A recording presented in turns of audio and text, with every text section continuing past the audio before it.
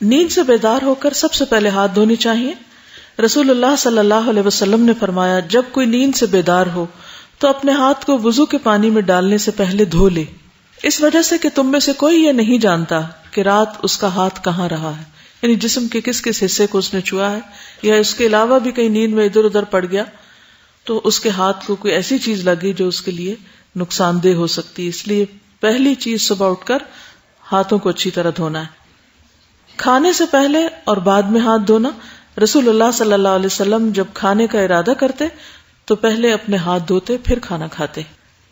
رسول اللہ صلی اللہ علیہ وسلم نے فرمایا جو شخص اس حالت میں رات گزارے کہ اس کے ہاتھ کھانے کی چکناہٹ سے لت پت ہوں، یعنی اس نے کھانا کھایا ہاتھ نہیں دھوئے اور وہ کھانے کے جو ذرات ہیں یا چکنائی جو ہے وہ ہاتھوں میں ہی کہیں لگی رہ گئی، چاہے ناخنوں کی سائڈ پر یا ویسے انگلیوں کے اندر، اور اسے کوئی چیز تکلیف پہنچائے، یعنی چوہا کاٹ جائے مثلاً، تو وہ اپنے آپ ہی کو ملامت کرے کیونکہ اس نے ہاتھ نہیں دھوئے. تو ویسے تو سونے سے پہلے وضو کرنا چاہیے، لیکن اگر وہ نہیں کرنے کی توفیق تو کم از کم کھانے کے بعد ہاتھ دھو کر سویا جائے. پھر طہارت کے لیے دائیں ہاتھ کو استعمال نہیں کرنا چاہیے.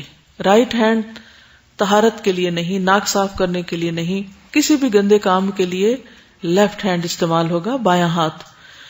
نبی صلی اللہ علیہ وسلم نے فرمایا جب تم میں سے کوئی پیشاب کرے تو اپنا عضو اپنے دائیں ہاتھ سے نہ پکڑے، نہ دائیں ہاتھ سے طہارت کرے، یعنی استنجا بائیں ہاتھ سے کیا جائے.